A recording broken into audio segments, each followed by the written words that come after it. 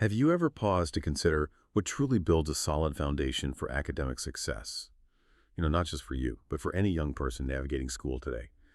Beyond the textbooks and the exams, there's this quiet, powerful force that, well, often gets overlooked, our reading habits. Today, we're taking a deep dive into the profound and, frankly, often underestimated connection between the way we read and how well we achieve academically and just in life.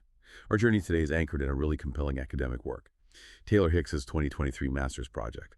It offers a really comprehensive look at this vital link, and we've meticulously sifted through it to bring you the most impactful insights. Right.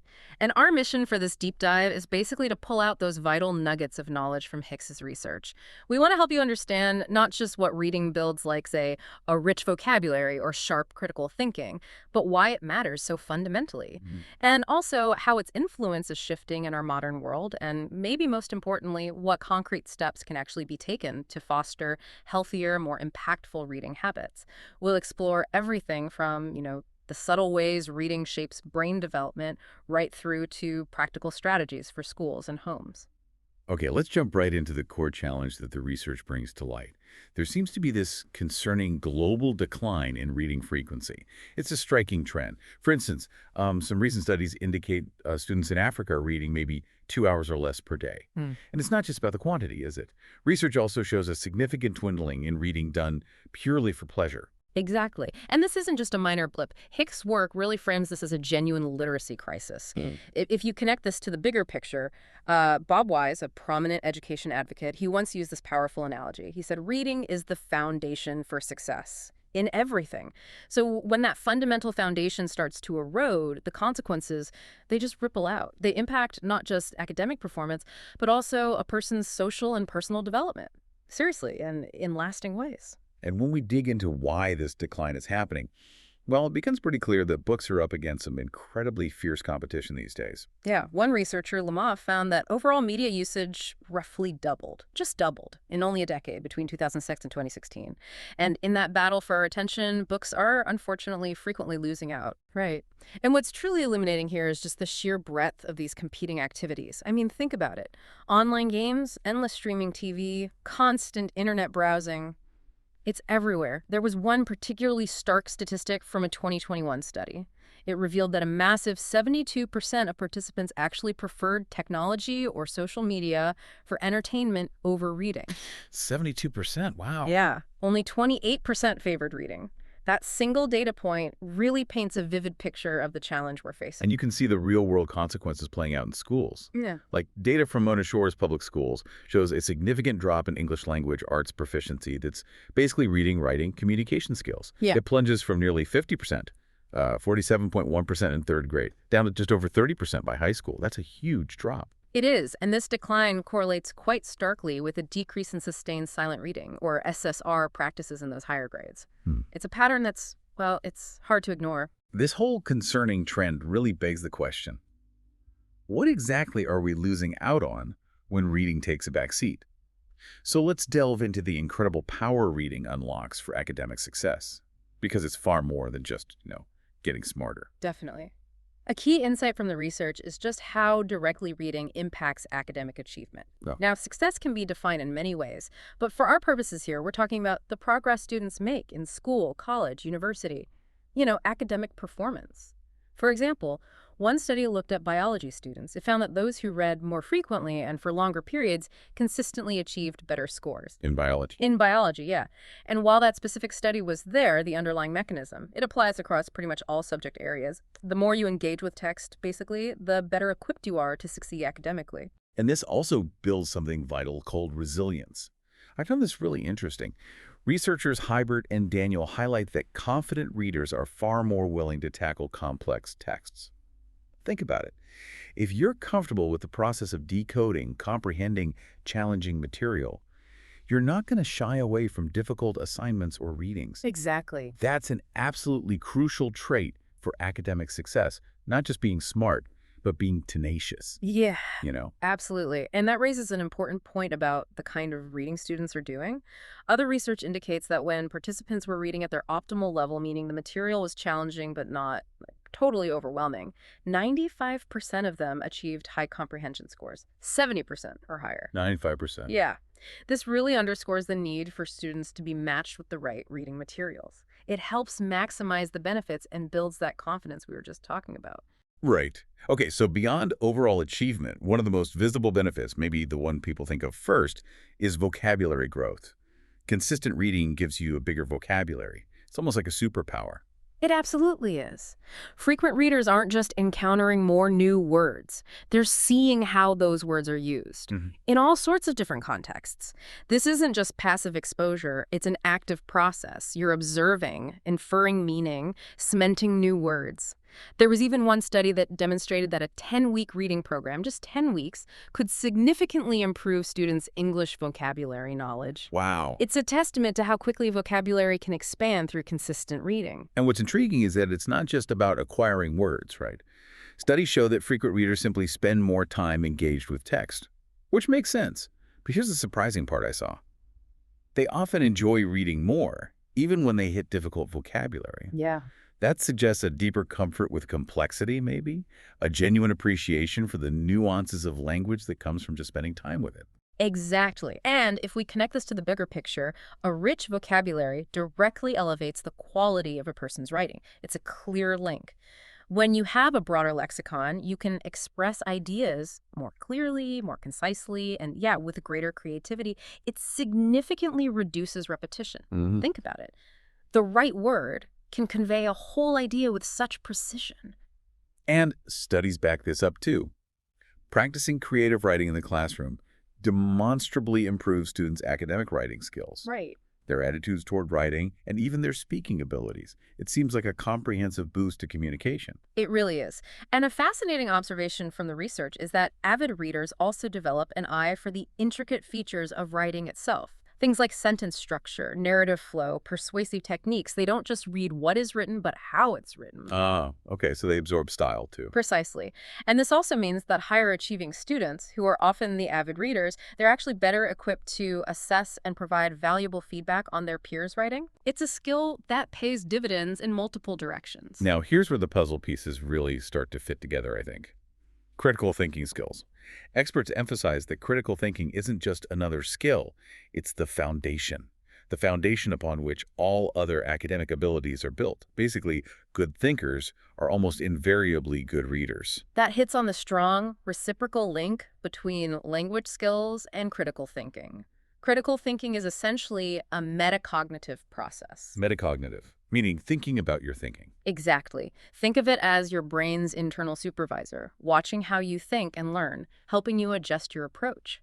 More reading leads to more frequent activation of these metacognitive strategies. You're constantly processing, questioning, engaging with the text on a deeper analytical level. And teachers play a massive role here, right, in nurturing these skills. Huge. Beyond just assigning books, they can actively promote reading, provide engaging materials that spark curiosity, and perhaps most powerfully, model critical thinking themselves in the classroom. It's got to be a holistic approach.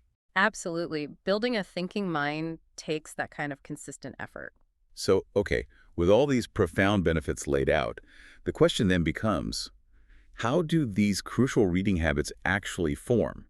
And what truly shapes them? Let's look at the underlying theories that explain the intricate ways reading habits are influenced. Right. So from a cognitive perspective, reading is understood as a profoundly complex mental process. It requires constant interaction between the reader and the text itself. And a particularly crucial concept here is what researchers call the Matthew effect. Ever heard of that? Vaguely, but refresh my memory. Okay, so it describes how a gap can quickly form between good and poor readers. Essentially, those who struggle with reading often choose less challenging books, which means they miss out on encountering the rich vocabulary and complex conceptual experiences that more proficient readers gain access to. So over time, that initial gap doesn't just persist, it widens significantly. The rich get richer, so to speak, in reading terms. Okay, that makes sense. Then there's the sociocultural perspective. This one shows just how much our reading habits are influenced by external factors, our social environment, the world around us. Yeah, this perspective truly highlights the critical role of parents. Research consistently shows that children whose parents place a high value on reading, well, they're significantly more likely to read for pleasure themselves. Modeling it. Exactly. It's about modeling and creating a home culture where reading is normal, valued. And beyond the home, school librarians and teachers are also absolutely vital in fostering a genuine love for reading. They create access and enthusiasm. But this perspective also flags the rising influence of tech. Right. It does. The increasing influence of technology usage, where screens often win out over books, and unfortunately, socioeconomic factors can also heavily impact early literacy development, creating additional systemic challenges for some kids. Okay, and lastly, the contextual perspective. This explains that reading habits are also highly dependent on the specific setting or situation. It's not just internal motivation or broad culture, the immediate environment matters. A lot. Yeah, what's compelling here is the sheer power of enthusiasm modeled by teachers, librarians, parents. If students aren't surrounded by adults who genuinely seem to love books, their own enthusiasm can really suffer. Makes sense. Monkey see, monkey do, kind of. To an extent, yes. And this also translates directly into school settings. Studies have shown that simply providing a designated, uninterrupted reading time like sustained silent reading, or SSR, can significantly encourage students to read more. And not just read more, but develop much more positive attitudes towards reading overall. It creates a dedicated space, a signal that this is important. Right, so the good news is, armed with these insights, there are clear, actionable paths forward. We can actually cultivate healthy reading habits and maybe start to resolve this literacy crisis. Yeah. The research points us towards some powerful strategies. Yes, definitely. And a key takeaway is that student attitudes towards reading are largely shaped by their parents. We touched on this, but it bears repeating. One study, for instance, found a clear positive correlation between how often a caregiver reads and a child's emergent literacy skills. And simple routines like reading as part of a bedtime ritual can be incredibly effective in fostering lifelong reading habits. It becomes normal, expected, enjoyable. And having books at home helps too, right? Access matters. It does. There's a positive correlation between the number of books one has access to at home and reading frequency. Okay. But it's also crucial to acknowledge, as some research points out, that not all home environments are able to provide that level of reading support. Right, which highlights that while home is crucial, schools and libraries play a massive role too. Absolutely. It's not the only factor. So, moving to strategies schools can use, one of the most powerful ones the research consistently points to is choice reading. When students get to choose literature that genuinely interests them, and even have the freedom to switch books if one isn't clicking, it significantly encourages them to read outside of school. It gives them ownership. That autonomy truly makes a difference. Stephen Krashen, who's a big name in literacy, Yeah, I know his work. he found that students who were able to self-select their books actually read more frequently and with greater engagement. It's a testament to the power of personal relevance. So letting kids pick what they like isn't just being nice, it actually works. It really does. And another highly effective strategy is implementing sustained silent reading, or SSR, programs. We mentioned it before. Research consistently shows these programs lead to more positive attitudes towards reading, particularly for elementary-age students. It's not just about instruction, it's about making reading a consistent, valued part of the school day, carving out that time. It really often comes down to something seemingly simple. Providing sufficient dedicated time and space for reading. Studies confirm that this alone, through programs like SSR, can dramatically improve students' attitudes toward reading. It sends a message that reading matters enough to schedule it. Exactly. And ultimately, fostering a genuine love for reading requires a collective effort. It's not just on teachers or just on parents. The research emphasizes that teachers need to increase awareness and integrate reading more into their classrooms. Parents need to actively promote reading at home. And school librarians, well, they need to create welcoming environments with diverse, appealing options. It truly is a community endeavor, isn't it? It has to be. And there are so many practical, tangible resources and strategies that can be employed. We're talking things like literacy trackers, maybe, to help students see their progress. Sure. Or writing logs, monthly book challenges to encourage exploring new genres, even fun stuff like book bingo. Yeah, making it engaging. And of course, just providing easy information on accessing local library services. Every little bit helps build that larger culture of reading. Absolutely, because the undeniable conclusion from all this research is clear and powerful. Those who read more read better. Krashen said that too. And this doesn't just mean they become better readers in a technical sense. It directly leads to higher academic achievement, a richer vocabulary, significantly improved writing skills, and sharper critical thinking abilities. It's a foundational skill. It amplifies every other area of learning and, frankly, life. So resolving this current literacy crisis isn't just some abstract educational goal. It feels like a societal one. It requires conscious awareness and concerted action from everyone involved, parents, teachers, school librarians.